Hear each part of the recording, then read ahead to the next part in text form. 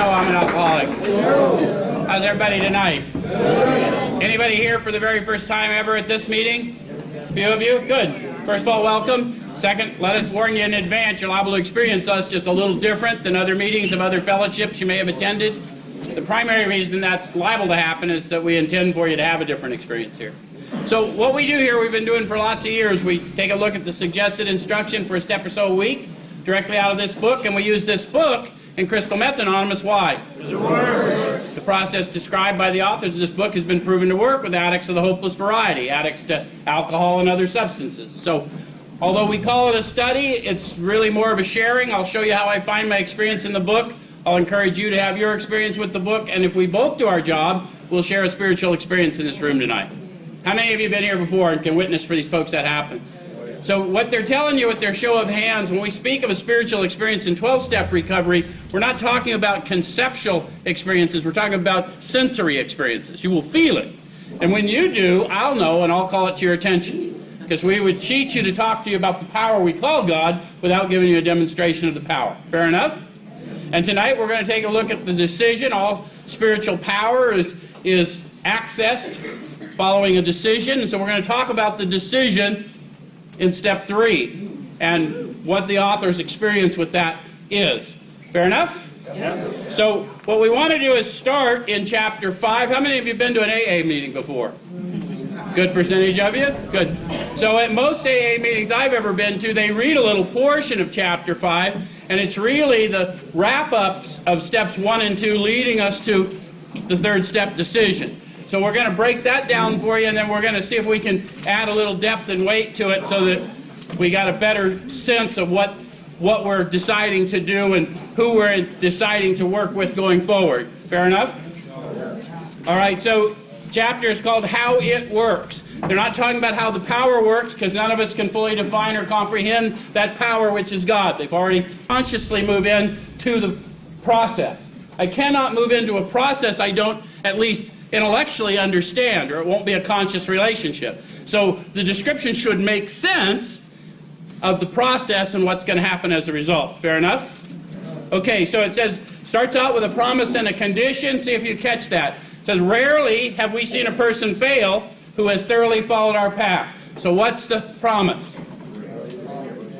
Rarely have we seen a person fail. So who's the we in that statement? The first 100. And they're witnessing to their experience of not only their experience of being recovered, but the first several thousand. So they're not telling you of theories, they're telling you that's their testimony. Okay? And then what did they say the condition was? Followed our path. Did you notice they didn't say paths? Just something you might want to consider. If you're not getting what they witnessed to, you might want to see where you might have gotten misled. There's no rules here. It's all up to, but they're pretty specific in their instruction, but if we let other people read our book for us, we might get misled. It's a terrible idea to let other people read your book for you. Unless you're the kind of guy that went to the dope house, said, here's my 20, give it to them, they're going to tell me how it feels. Because this is a book of experience. Okay. Those who do not recover are people who cannot or will not completely give themselves to this simple program. Usually men and women who are constitutionally incapable of being honest with themselves. So what is the simple program? It's the 12 steps. It has nothing to do. Constitutionally incapable of being honest with ourselves, those are the people who don't recover. What are they talking about being honest with ourselves about? They've been very specific to this point. They've only given us the first step experience and the second step experience. So let's go back and see what they said about the first step experience. Go to your book, The Doctor's Opinion, Roman numeral 28, XXVIII, bottom of the page. It says, men and women drink essentially because they like the effect produced by alcohol. Where's my drinkers? How many of you are sober? Most of you? Good. That's a good start. How many of you can bring to consciousness right now, sitting there, that effect produced by alcohol? Yeah, I'm feeling some of you do it. That's a little spooky, huh? So here I am many years sober, I can instantly bring that to consciousness, but they told me if we're really alcoholic, we will not be able to bring to consciousness with sufficient force the memory of suffering and humiliation of even a week or a month ago. Any of you ever struggled in this thing and found that to be a true promise? Okay. Goes on to say the sensation is so elusive that while they admit it injurious, they cannot after a time differentiate the true from the false. Any of you ever know it wasn't safe for you to have even one? Oh, yeah. And then thought perhaps you overreacted?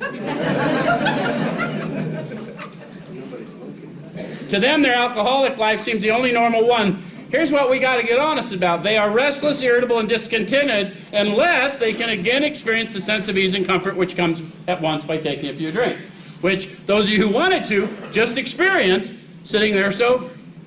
How many of you have noticed that you sobered up and things got a little better and then one day you were a little restless, irritable, discontented, and it must be somebody's fault? So that's the first thing. I'm going to have a general restlessness unless I find ease and comfort. So my whole life is going to be a search for ease and comfort. And I'm either going to go outward like I've always done, or I'm going to go inward like they're teaching me to. Right? Where and how is the power found? Deep down inside. And how do we find it? Sometimes we have to search fearlessly. So that's the alternative, right? All right? So then the other thing they told us about, they wouldn't tell us that if they weren't going to give us a solution, right? So go to page 50 of your book. That last paragraph, it said, here are thousands of men and women worldly indeed. So this is the story of the first 100 and their experience with the first several thousand men and women who recovered, right? They're reminding you that's the title of the book, and this is the story they're telling. And then it says, they flatly declare that since they've come to believe in a power greater than themselves, so they came to believe in power first. That's why the step says power. It's not a trick. It's not a play on words. We come to believe in tangible power first. And then we get to where we're reliant on the power, and the power will then inform us who that power is to us. How many of you have had that experience? Kind of a growing consciousness, yes? Okay. To take a certain attitude toward that power and to do certain simple things, there's been a revolutionary change in their way of living and thinking. How many of you needed such a revolution? How many of you received such a revolution? How many of you stone cold sober continued to need such a revolution? Which is why it's a manner of living, not a workbook exercise. We don't complete the steps. If you're running around telling everybody I completed my steps, then you need to quit sucking our air. It's a manner of living. Okay? All right. So they found that a new power, peace, happiness, and sense of direction flowed into them. Does that sound conceptual to you? Or does it sound more like that sense of ease and comfort I needed to find? Because I'm constantly looking. So what they've told us addicts of the hopeless variety is there is ease and comfort in the world available to us without going out in the world to get it, as long as we take a few simple steps. That's a pretty powerful promise. How many of you can witness that they are not lying? Okay, so that's what we need to help people understand. The steps are not required. In fact, they won't work for you unless you honestly want to and are willing to make the effort. But once you do, you will get that ease and comfort you're looking for, and you'll grow in consciousness of it if you'll practice the discipline suggested. Because it happens for all of us. Yes? Okay, so that's what we got to be honest about. Am I restless, irritable, and discontented sometimes? Yes. Have I found that I can get ease and comfort in the world without going out in the world to get it? And when I can't quiet my mind, have I found if I'll reach out to another and sit down with them, that somehow it goes away? So nothing so much ensures immunity as intensive work with others. All of that's true, yes? Regardless of theology. How about that shit, huh? All right.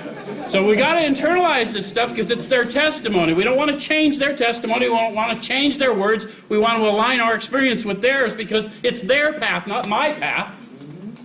It might be my path if I follow theirs. Okay?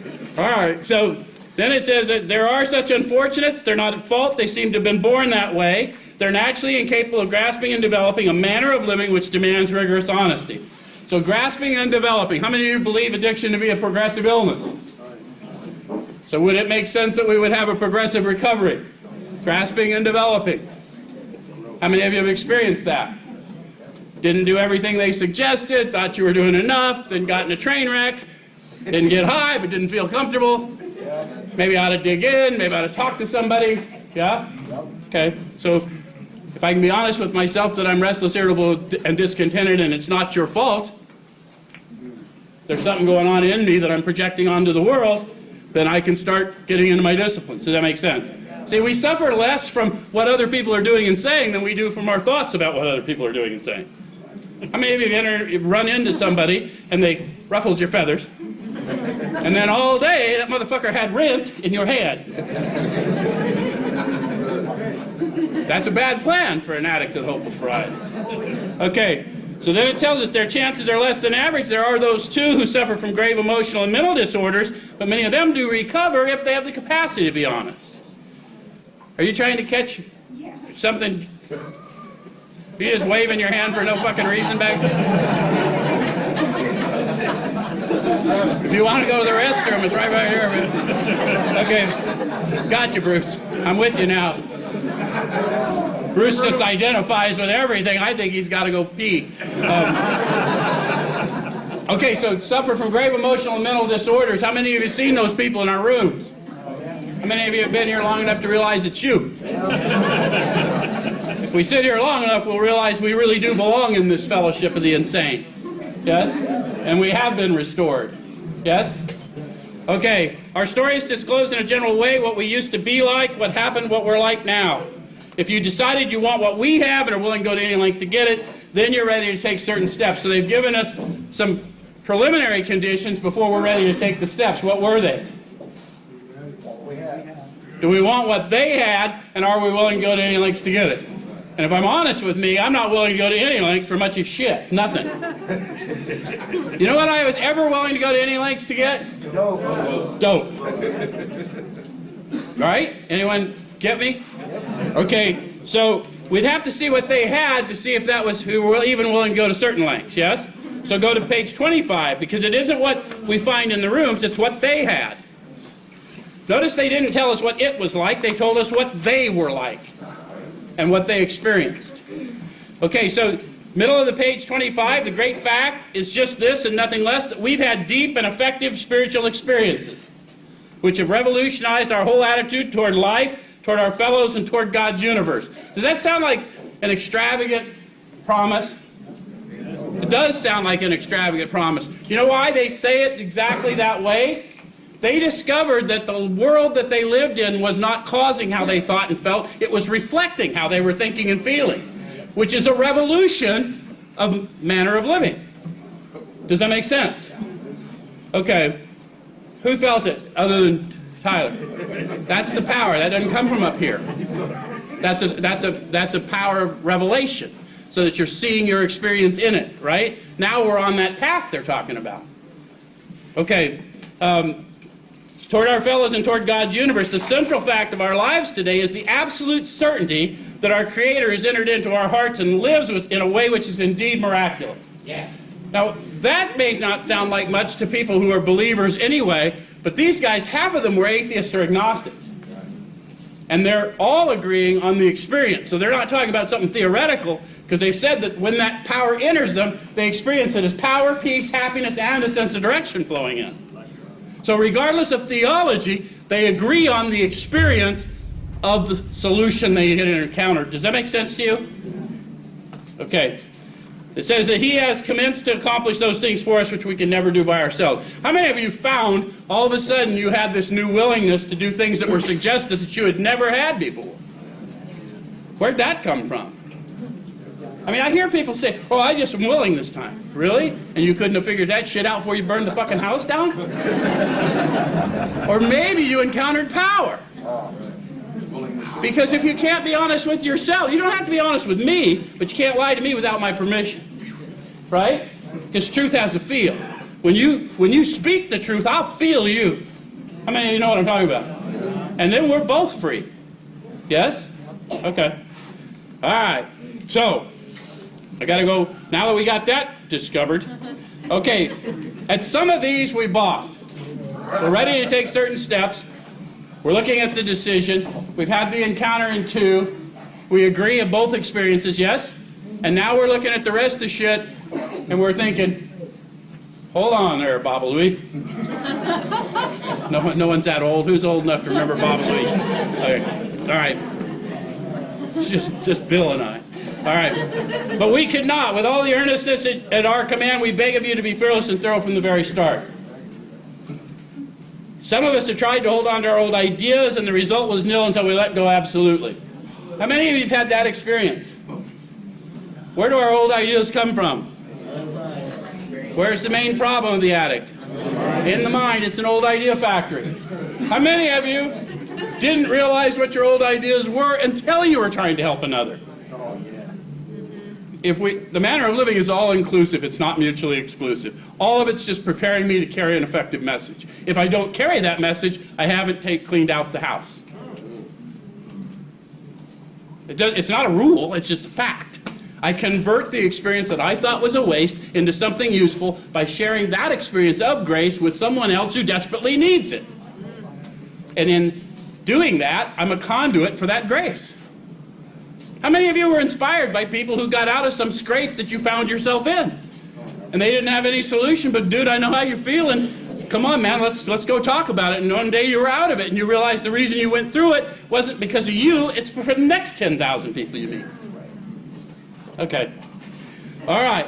So we could not, with all the earnestness at our command, we beg of you to be fearless and thorough from the very start. Some of us have tried to hold on to our old ideas, and the result was nil until we let go absolutely. And then they remind us, remember that we deal with alcohol.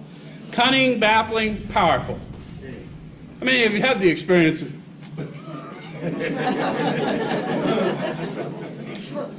Without help, it's too much for us. How many of you have concluded that at least? But there is one who has all power. That one is? God. They never said any of our names, have they?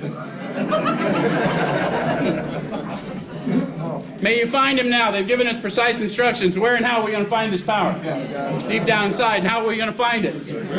Oh, that 4-step inventory is starting to make sense now. Right? The very first thing I want to do is get access to this power. Otherwise, Anyone know what I'm talking about? Okay. So half measures availed us nothing. How did they discover that? They tried some half measures. How many of you did half measures didn't know you were doing half measures? Everybody. Because we don't know, man. It helps to have someone walk with us, yes? Okay. We stood at the turning point. We ask his protection and care with complete abandon. We're still talking about a step 2 prayer here. There's no decision been made. Until I make the decision to seek this power in my life, I won't have the power to do a searching and fearless moral inventory inside me. I'd rather look at your part. Any of you ever do an inventory and really fight with whose fault it was? And you had a sponsor saying, no, we got your column back here. What's your part? We already heard all about what a no-good son of a bitch they are, right? Anyone know what I'm talking about? Come on, all of us have had that experience. Okay. So I'm going to need power to set that out, and I'm never going to get free until I identify my part. Because I'm suffering from my part, not theirs. My part is I'm holding on to unforgiveness. I'm holding on to something that's tying me to the event. Yes? Okay. All right, so here are the steps we took, which are suggested as a program of recovery. Once again, let me call it to your attention. Never does it say, here are the meetings we attended, which are suggested as a program of recovery. It's not trying to be a jerk. No one has to do this. But if you want to really enjoy the experience of freedom from chemicals, the program really helps free us from ourselves. The fellowship's just a place where we go hang out with like-minded people, and remember, that means insane people. Just so we know. Okay, so let's jump over to page 60. You guys have heard the steps before.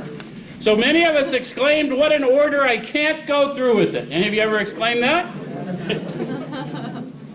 How many of you never exclaimed it but thought it? How many of you were willing to go with part of it but not, like I'm not telling that shit, right? Okay, do not be discouraged. No one among us has been able to maintain anything like perfect adherence to these principles. We're not saints. The point is that we're willing to grow along spiritual lines. So are you at least willing to grow along spiritual lines? Even if you don't know what that looks like, are you willing to go through a proven process that will reveal this power to you through you? And if it doesn't, then we'll cheerfully refund your misery. Right? Okay. The principles we have set down are guides to progress. We claim spiritual progress rather than spiritual perfection. You know what they tell you? The principles they've set down are contained in this book. And they tell you the states of being they're in, those promises of those steps. They tell you the states of being they experience. So they're guides to, if I'm fighting anything or anyone, there's something wrong with my spiritual condition. Regardless of how many digits are on my medallion. Which is a real attack on the ego sometimes. Anyone of you been here long enough that you sort of think you're immune and you're not really doing it, and then you realize still have mind attacks? And I'm not talking about 100 years, I'm talking about 100 days or 100 minutes, or, you know, it happens, right? And someone's got to warn us, that remind us, yes? It's the mind. The main problem centers in the mind. I will not be able to bring to consciousness with sufficient force the memory of suffering and humiliation of even a week or a month ago. I'll be without defense. Okay. All right, our description of the alcoholic, the chapter to the agnostic, and our personal adventures before and after make clear three pertinent ideas. A, that we were alcoholic and could not manage our own lives. Notice how they separated those things.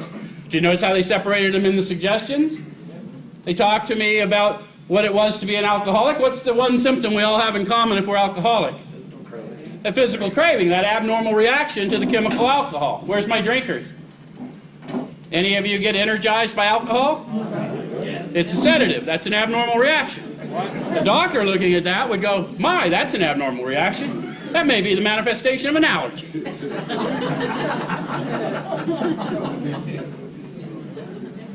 And then in step 2, they talked to me about the unmanageability of my life. Couldn't control my emotional nature, prey to misery and depression. How many of you discovered that when you sobered up? And that's a human condition. And we're extreme. If we're here. Any of you find out you're extreme?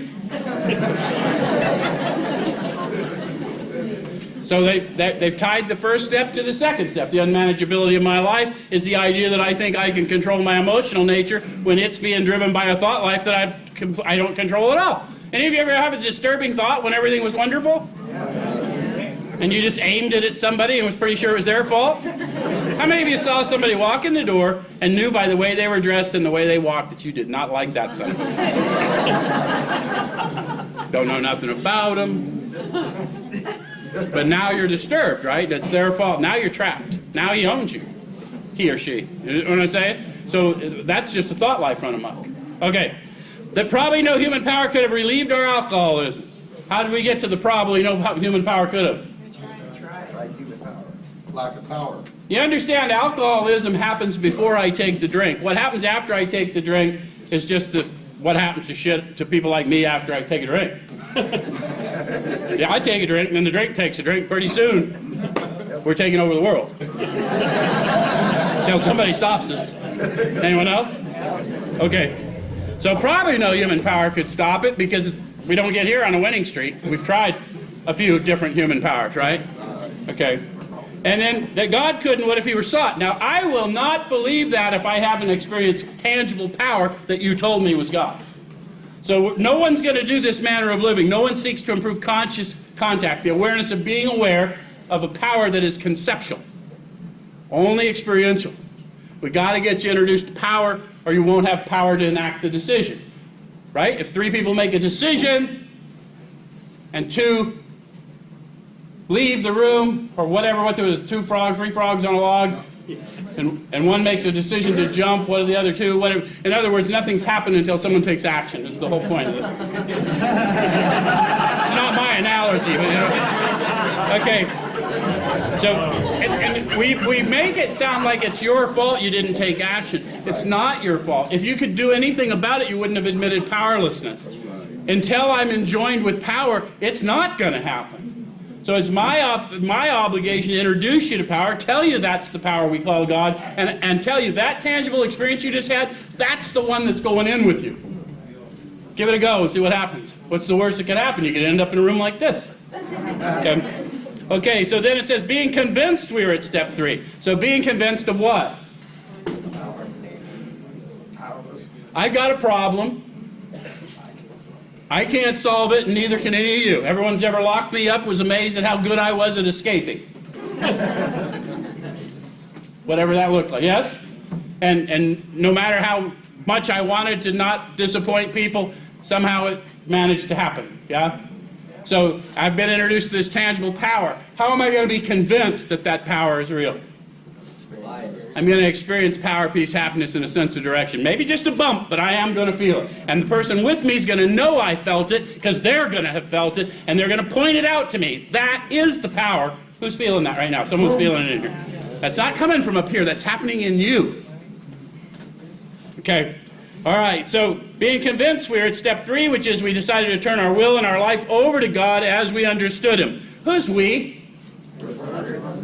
Please don't believe the people that say God as you understand Him. It's God as we understood Him. How did they tell you they understood God? Power, peace, happiness, sense of direction. Bill said the cool wind of a mountaintop blew through and through.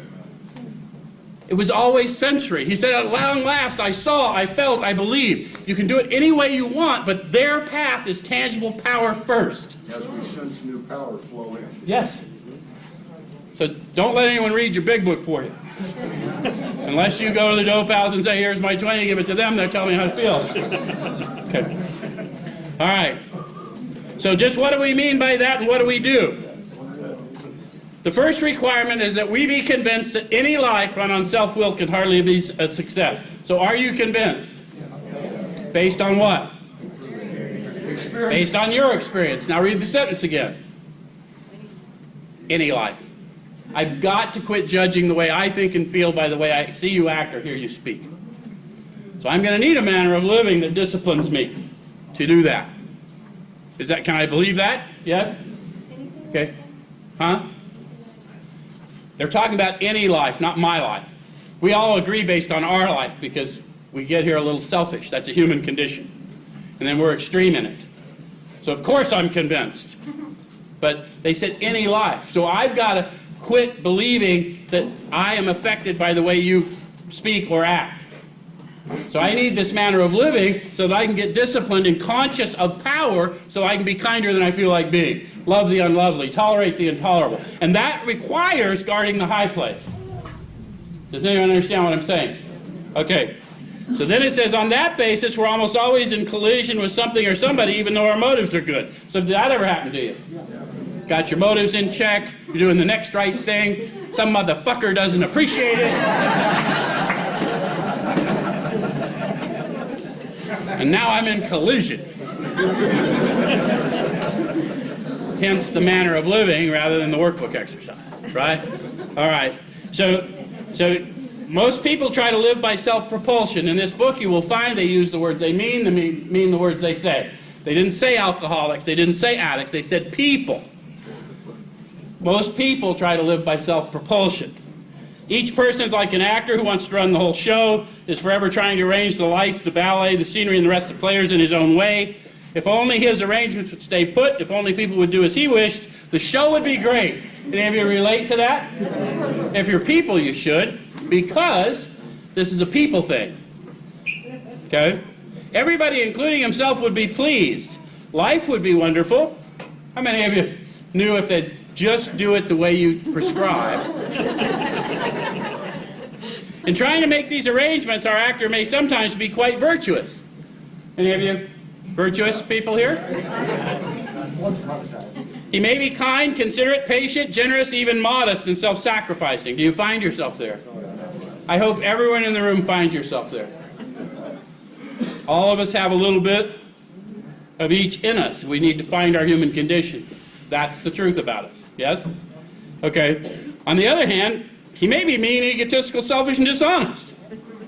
Any of you ever had that discovery? Okay. But as with most humans, he's more likely to have varied traits. What usually happens? Show doesn't come off very well. Here it is Thursday night. You're sitting in a CMA meeting. He begins to think life doesn't treat him right. He decides to exert himself more. He becomes on the next occasion still more demanding or gracious as the case may be, and still the play does not suit him. Did that ever happen to you? You got everybody where you want them, and it's still not going right. Admitting he may be somewhat at fault, he's sure that other people are more to blame.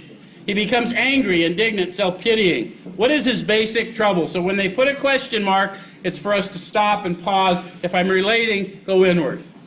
Eyesight without insight is spiritual blindness. So I need to know what I'm seeing, and I'm going to have to get to where I divorce myself from my thoughts about the situation to see why I'm seeing what I'm seeing. That's why they're later going to tell us to pause when agitated or doubtful. Okay? Then it says, is he not really a self-seeker even when trying to be kind? So how many of you have been really pissed at someone not correctly receiving your act of kindness? All of us, we're honest, right? So now we're finding out who we are, right? So there was an attachment to an outcome even though I didn't think so. So that's an old idea. I think I'm the most selfless person I know, but I'm pissed at you because you didn't respond appropriately. So if I'm the most selfless person I know, I'm really in trouble, right? Okay. All right. So is he not really a self-seeker even when trying to be kind? And now they're winding me back to why am I disturbed? I'm disturbed because I had an expectation of what should have been a selfless act. For my benefit, not theirs. Right? Okay. Is he not a victim of the delusion that he can wrest satisfaction and happiness out of this world if only he manages well? Do you know the nature of delusion? Delusion is when I lie to me and I don't know I'm lying to me. So, have you ever been victimized by the delusion that you could control all the variables in the world in order to get an outcome?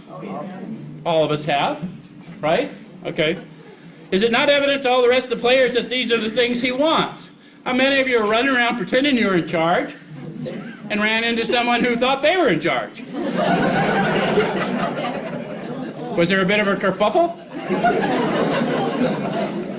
And do not his actions make each of them wish to retaliate, snatching all they can get out of the show?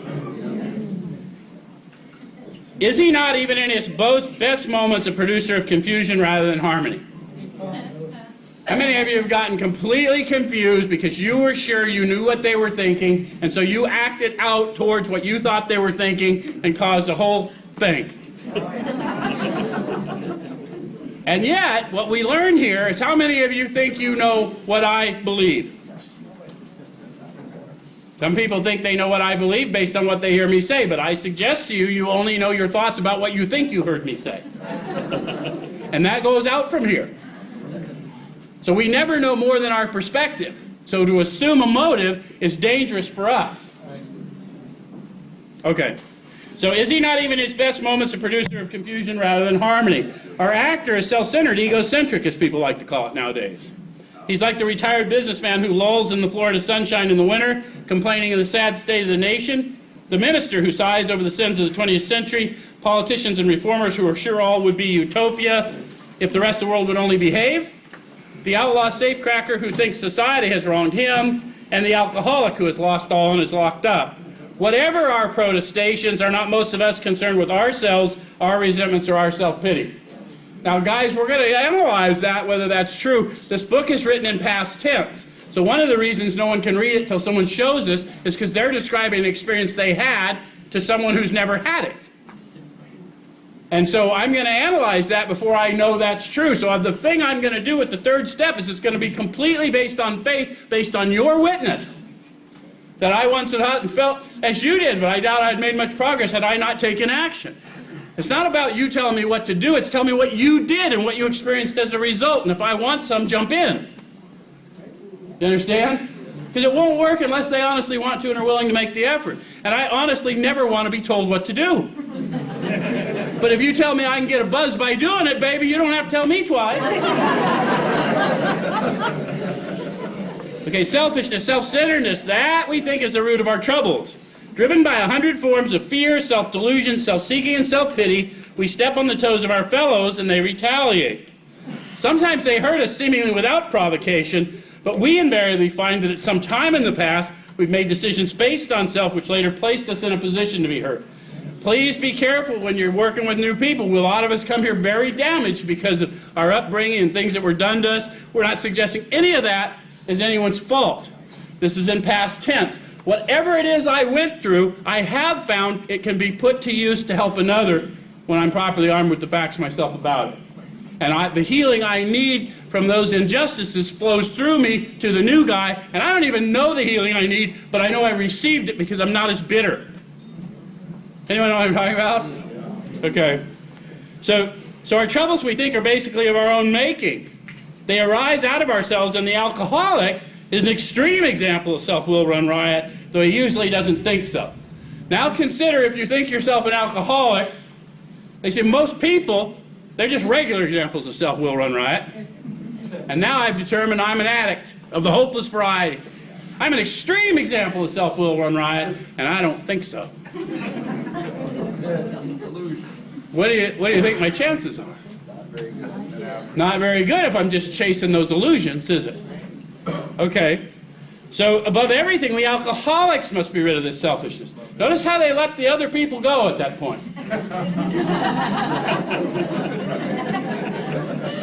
I hear people, I've used to hear it a lot, because I used to go to a lot more meetings, I suppose. They say, I wish those people out there get a program like we got in here. You ever hear that? And I'm like, I wish people in here get a program like they got in here. I don't know what fucking program y'all are in. And now I'm judging, and that ain't right either. It's tricky shit, that judging. Okay. So us alcoholics need to be rid of this selfishness, not for any other reason than I medicate mine and I wreck both of our lives. So it'd be a good idea for me to identify what my selfishness looks like, and I'm going to experience it in my thought life, and I'm going to assign it to you. Right? And then I'm going to find a lot of toxic people around me and realize that I am the dump. Any of you found yourself surrounded by toxic people? Yeah, you might want to check your thought life before you kick all your friends to the curb.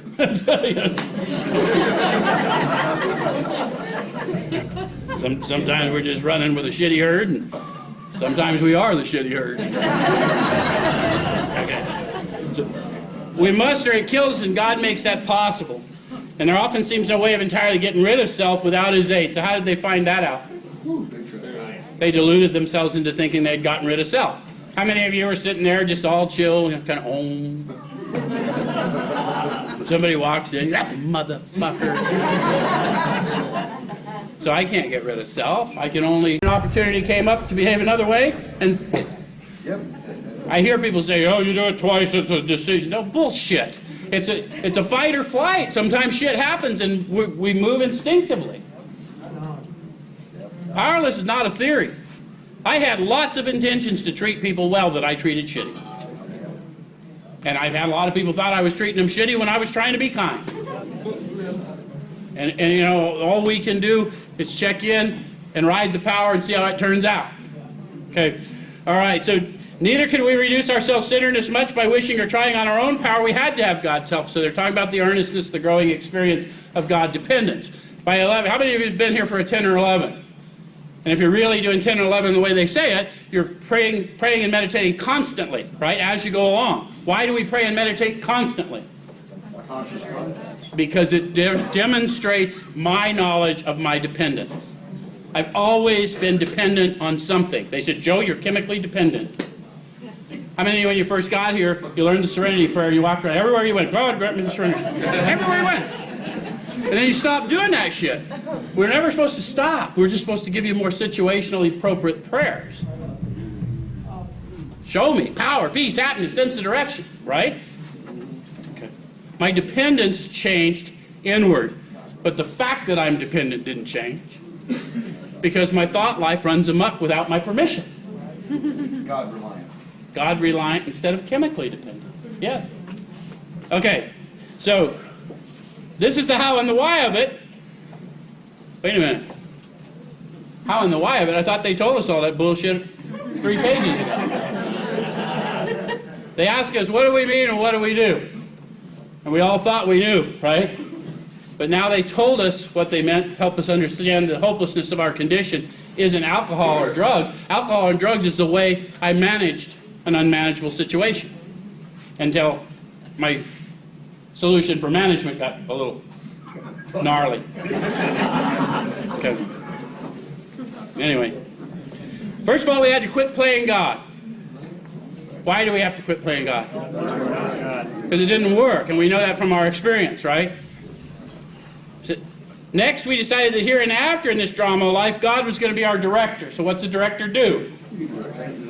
So I don't need to go out and arrange the lights and the scenery and the ballet anymore because there's a director does that. You know why the show could never come off even though I had you all in your places?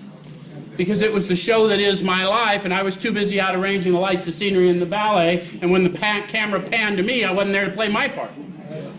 So it didn't matter how perfect you were, it couldn't come off because I didn't play my part. Does it make sense? Okay.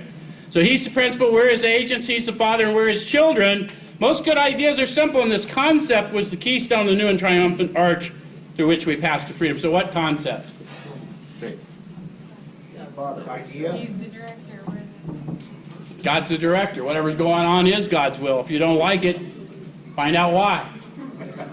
God's will has no opposite. Get on board. Okay. When we sincerely took such a position, all sorts of remarkable things followed. Those are my people that are biblical students. Signs and wonders follow us. So they're not going to offend anybody here, right? Okay, how many of you have found that signs and wonders follow you? But you share this power with people and they get well. Other people say are hopeless. How many of you discovered you were hopeless and someone shared this power with you and now you're not so hopeless? Okay, so they do follow us. Yes? Okay. We had a new employer. Who's the new employer? Tangible power. And being all-powerful, he provided what we needed if we kept close to him and performed his work well. So what would be his work at this point? Introducing others to the power. Love people, tolerate the symptoms of their malady. Bear witness. Not too tough, right? Okay. Established on such a footing, we became less and less interested in ourselves. If selfishness was the problem, then becoming less and less interested in me would be the solution. At least it would reveal that solution to me, yes? Okay. Then it says that our little plans and designs. How many of you noticed that what you thought was the grand scheme of life, all of a sudden there was a bigger plan in play? If you stay around long enough and help enough people, you'll find that people were placed in your life years before you knew why they were placed in your life. Anyone know what I'm talking about? So there's a much bigger plan in play. Oh, yeah. Okay. So more and more we became interested in seeing what we could contribute to life. How many of you have shown, if you just, or learned, if you just show up and try and contribute, you'll get to see stuff other people miss? This power we call God doesn't need us to do something, but he does let us see some neat shit if we'll just show up. Okay. All right, so now they're going to talk about the experience. As we felt new power flow in. Come on, guys. They're talking about feeling new power. What's new mean? Unlike I've ever experienced before.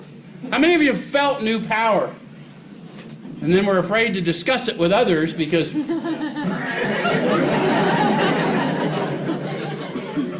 spirits have always made us behave in ways that people don't comprehend. Synthetic spirits made me behave in ways people don't comprehend, and sometimes the spirit makes me behave in ways they don't comprehend. But I get power by bearing witness. Does that make sense? Okay, as we discovered we could face life successfully. Can you imagine how we would have that discovery if we were doing what was suggested in the steps? Make amends where we've done wrong. Help others. Get a little more prayerful in our walk. Can you see how you'd find you could face life successfully doing those things? As we discovered we could face life successfully as we became conscious of his presence. Got to get that. Consciousness is the awareness of being aware. It's not conceptual. I'm aware of something flowing through me that is not of me. How many of you have had the experience of being overcome and had an emotional experience you didn't know was coming, but it wasn't an emotional experience, it was forced? A spiritual experience that forced an emotion through you. So they're talking with, Bill says he thought about his time in the graveyard, he thought about his grandfather, and it made him swallow hard. He was talking about that very same revelatory experience. So by that time, he's wanting to improve consciousness of that power. How many of you have gone to a group or gone somewhere and you were really inspired? Don't really remember what they said, but you remember you really felt good there. Inspiration, inspiritus, you felt that power. Wouldn't you like to improve consciousness of that so you could take it with you in your walk? Okay, so that's why we might want to ask this power to join us in the decision. Does it make sense? Okay. So we began to lose our fear of today, tomorrow, the hereafter. We were reborn. So they're talking about a death of self. The death of self it's a wily rascal. How many of you have gone out to do service work because you knew service work was suggested, and then got lots of selfies of you being selfless? So it's kind of tricky, isn't it? I suggest to you, if it's still an event that needs to be memorialized in a photograph, you're not doing enough of it. For your own good. Okay. We were now at step 3. Many of us said to our Maker as we understood Him, they understood their Maker to be a tangible expression. Not as you understood Him, as they understood Him. They're very clear, and they've told you who He is. I'm not making this up. It's important that you understand what the experience they're bearing witness to. Okay? God, I offer myself to Thee to build with me, to do with me as Thou wilt. Relieve me of the bondage of self, that I may better do Thy will. Take away my difficulties, that victory over them may bear witness to those I would help. Of Thy power, Thy love, Thy way of life, may I do Thy will always. How many of you talk in King James language? Not very many of you, right? So they're going to tell us don't pray in King James language if you don't talk in King James language. Get comfortable with the power. The power already knows how you talk.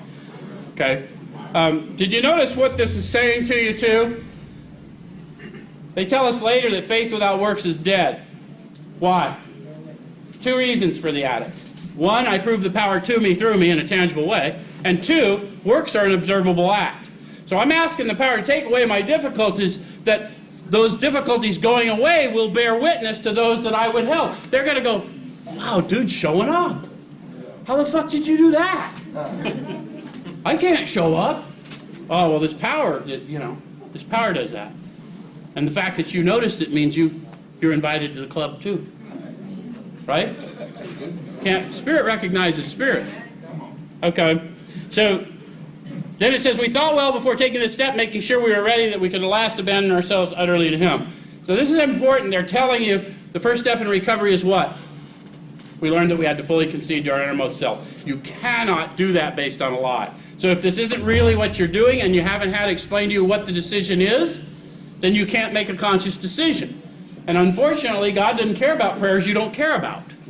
So if you don't understand what you're asking for and what it looks like, and you're ready to go the distance, go to any lengths to get it, then you're going to cheat yourself out of your own recovery. Does it make sense? So we're going to think, well, look, you're going to strip me away until I can be useful to others. And that's scary shit. But you're going to give me a little time to do it, and I'm just willing to grow along spiritual lines. Does it make sense? Okay. So we found it very desirable to take this spiritual step with an understanding person, such as our wife, best friend, or spiritual advisor. How many of you wanted to do it with someone else? How many of you were told to do it with someone else? I've heard that before too. Listen, look at their experience. It's better to meet God alone than with someone who might misunderstand. Where's my biblical students here? They talk to us about not getting yoked to unbelievers. They talk to us about our power given to us long ago, that whatever 2 or more of us bind here is bound in heaven, and what we loose here is loosed in heaven. And so we bind that spirit of addiction and hopelessness, and we loose new freedom, new happiness, and you feel it tangibly. And if you're not biblical, it won't matter. The same experience, just go with your experience. The power will inform. Does that make sense? Okay. So it's better to meet God alone than with one who might misunderstand. The wording was, of course, quite optional, so long as we express the idea, voicing it without reservation. So if you don't talk in these and thous, don't. Talk to the power the way you talk. Write your own prayer. Do whatever. Notice it does not say amen anywhere on there. Some well-meaning drunk wrote an amen at the end of a card one time and said, there's the 3rd step prayer, and everyone thought that was the end, but it's not. Why did they not put an amen there? Because my eyes haven't been opened yet. I'm not going to have an amen until they've opened my eyes. And in 7, I'm going to ask for power to go carry it out. So if you're going to hand out cards, give them the whole fucking prayer. Or don't. Whatever. Anyway. This was only a beginning, though if honestly and humbly made an effect, sometimes a very great one, was felt at once. You think they use those words lightly? What do they mean when they talk about an effect? We talked about the effect of alcohol we felt, right? Sense, right? I can tell you one story, a guy that had been in AA for 10 years, he'd been in the fellowship, never done the program. So he'd never done an inventory. And so I'm sitting down with him after another relapse, and I took him through 1, 2, 3. He says, okay, let's get going. I said, nope.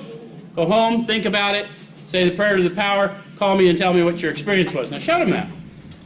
So a few hours later, I get the call. He said, I said that prayer, I didn't feel nothing. But my inventory's done, and I'd like to discuss it with you. The 10 years in AA, you never did an inventory.